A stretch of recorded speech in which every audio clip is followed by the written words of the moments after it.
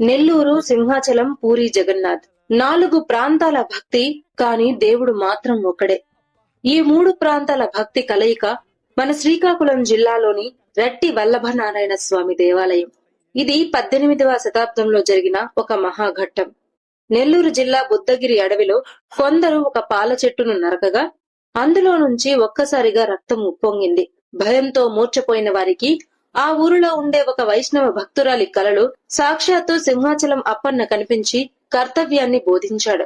ఆ దేవుడి ఆదేశంతో వారు ఆ చెట్టు మొద్దును భుజాన వేసుకుని పూరి పుణ్యక్షేత్రం దిశగా సముద్ర తీరం వెంబడి ప్రయాణం ప్రారంభించారు. ఆకలి దప్పులు అలసట లేకుండా వాగులు వంకలు దాటుకుంటూ సాగిన ఆ ప్రయాణంలో ఒక భీకరమైన తుపాను రాగా వారు శ్రీకాకుళం జిల్లా మందస సమీపంలోని రట్టి గ్రామానికి చేరుకుని విశ్రమించారు. అదే రాత్రి ఆ భక్తురాలికి మళ్లీ దేవుడు కలలో కనిపించి తన స్థానం ఇదేనని చెప్పగా వారు తెచ్చిన ఆ చెట్టుకర్ర అక్కడ మహావిష్ణువుగా, మత్స్య వల్లభనారాయణుడిగా వెలసింది.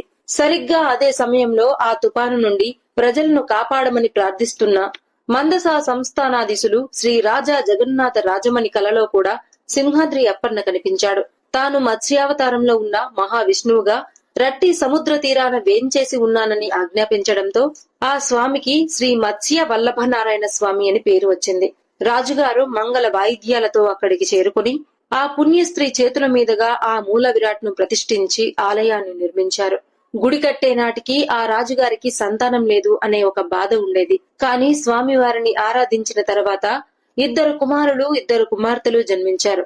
దానికి కృతజ్ఞతగా రాజుగారు తన పిల్లల తొలి తలనీలాలను ఆ స్వామివారికే సమర్పించారు. అప్పటి నుంచి నేటి వరకు ఆ ప్రాంత ప్రజలంతా తమ పిల్లల మొదటి తలనీలాలను రట్టి స్వామి వారికే అర్పించడం ఒక ఆనవాయితీగా వస్తోంది. ఆ భక్తులు ఆ చెట్టు మొద్దును పూరి వైపు తీసుకెళ్తున్న క్రమంలో రట్టిలో ఆగిపోవడం వల్ల ఆ పూరి జగన్నాథుడే ఇక్కడ కొలువై ఉన్నాడని భక్తుల ప్రగాఢ విశ్వాసం.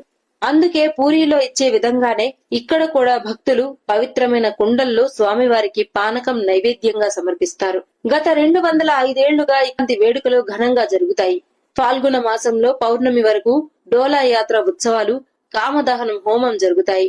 అంతేకాదు ఆలయ ప్రాంగణంలో ఉన్న తులసికోట వద్ద దేవుడి సాక్షిగా జీవితకాలం విడిపోని స్నేహబంధాన్ని ఏర్పరచుకునే మోకరితనం లేదా నేస్తరికం అనే అత్యంత అరుదైన ఆచారం ఇక్కడి ప్రజల స్వచ్ఛమైన బంధాలకు నిదర్శనం. ఎన్నో అద్భుత ఆచారాలు ఉన్న ఈ రట్టి క్షేత్ర వైభవం మీకు ముందే తెలుసా? మీలో ఎంతమంది రట్టి స్వామి వారికి తలనీలాలు సమర్పించారో కామెంట్ చేయండి.